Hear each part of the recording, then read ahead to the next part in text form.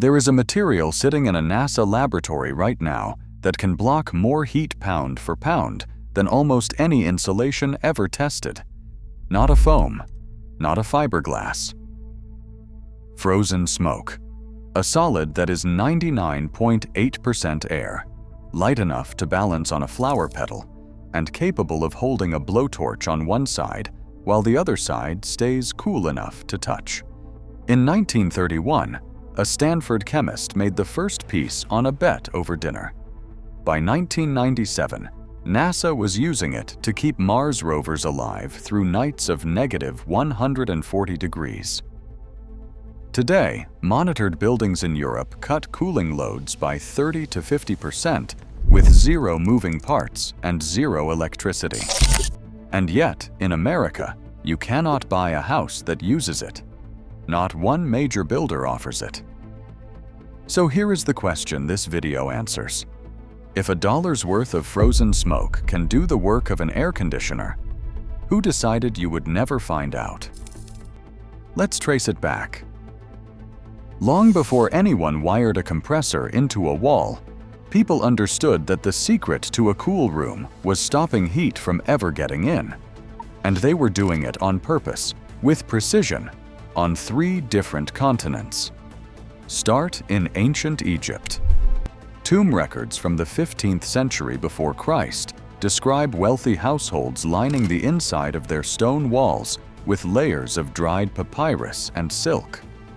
The trapped air between the fibers blocked the desert heat so completely that visiting Greeks described stepping into Egyptian homes as a shock. The walls cool to the touch in the middle of the afternoon. Move east to the Tibetan Plateau. Buddhist monasteries above 13,000 feet packed their walls with yak wool stuffed loose between stone faces. Climbers in the 19th century recorded interior temperatures 60 degrees warmer than outside, with nothing burning inside. And in 17th century Iceland, settlers built homes with thick walls of stacked turf containing pockets of dead air sealed by grass and roots. Those homes survived volcanic winters and brutal summers alike, holding a constant temperature year-round. Different empires, different centuries, no contact between them. And every one of them arrived at the same answer. The lighter the material, the more air it trapped, and the better it blocked heat. The knowledge was never lost. It sat in tomb inscriptions and monastery records for thousands of years, waiting for someone to push the principle to its absolute limit. In 1931, someone finally did.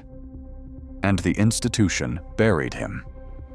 His name was Samuel Kistler, a chemist at Stanford University. His colleagues had a nickname for him inside the department, the man who argued with everything. While they chased exotic polymers, Kistler was obsessed with a question almost embarrassingly simple.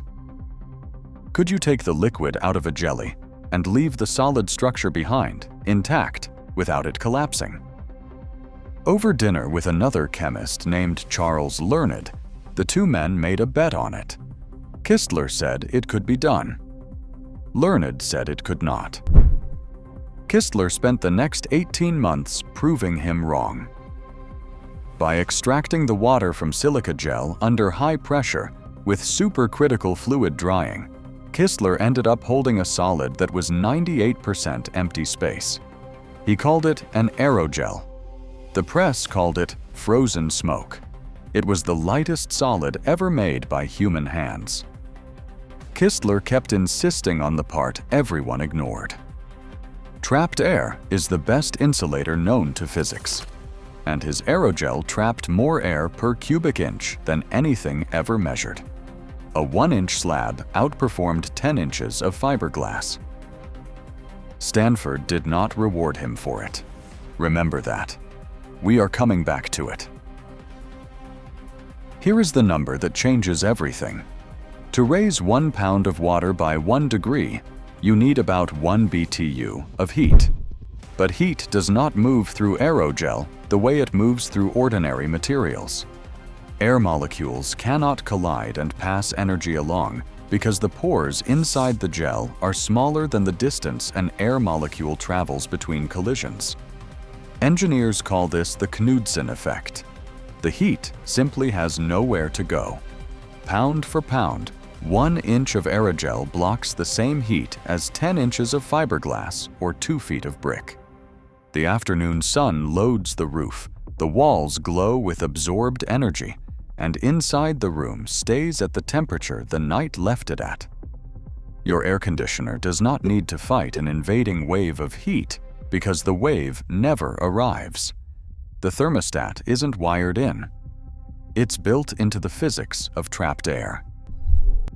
NASA's Mars rovers have been running on the same aerogel insulation for over 25 years, surviving negative 140-degree nights and 70-degree days, season after season. So the only question left is whether it performs in real buildings. It does, and the numbers are on record. The Mars Pathfinder rover in 1997 carried 4 kilograms of aerogel to insulate its electronics. Engineers reported the interior held a steady 70 degrees through Martian nights cold enough to freeze carbon dioxide solid. Every rover since, Spirit, Opportunity, Curiosity, Perseverance, has used the same material. Now jump to terrestrial data. Aspen Aerogels in Massachusetts has manufactured flexible aerogel blankets for building insulation since 2008. Published field trials repeat the same finding across climates. Peak indoor temperatures drop by several degrees, and cooling energy falls by 30 to 50%. Not laboratory projections, instrumented commercial buildings monitored across full seasons. And the cost comparison is almost unfair. Aerogel has dropped from $100,000 per square foot in 1990 to roughly $1 per square foot today. A roll of frozen smoke versus a $29 billion a year cooling industry. So if the data was this clear, where did it go?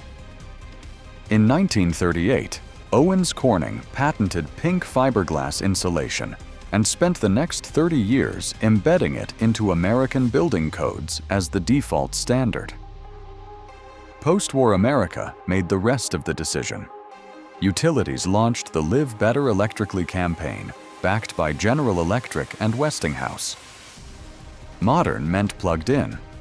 The window air conditioner arrived, and within a decade, Americans were buying over 1 million units a year. Cooling stopped being a property of the building and became an appliance. The aerogel didn't fail. It was outsold.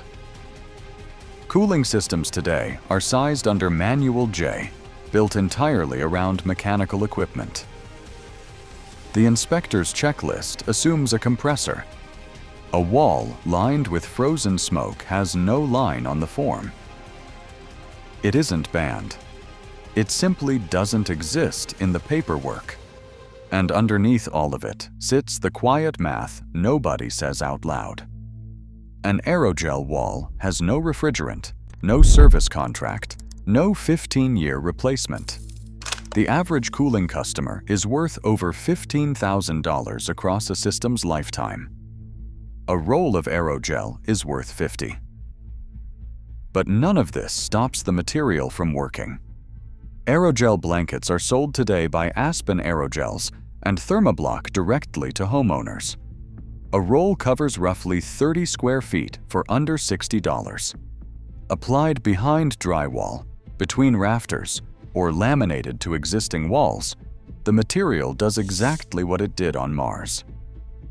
Documented owner projects in hot climates show interior temperatures dropping by 10 to 15 degrees through summer afternoons. The honesty you won't hear from anyone selling these products. Aerogel is brittle and dusts on contact. It performs best in dry heat and high radiant load. In humid climates with poor ventilation, condensation can degrade it. Where it shines is the same climate American cooling burns the most power on, sun-baked roofs, hot attics, and west-facing walls in the desert Southwest. Samuel Kistler died in 1975. The Mars rovers are still alive. Think about the thread running through this story. Egyptian craftsmen lining stone walls with papyrus 3,000 years ago. Tibetan monks packing yak wool into monastery walls. Icelandic settlers stacking turf against volcanic winters. A Stanford chemist proving the chemistry in 1931 on a dinner bet and watching his profession quietly ignore it.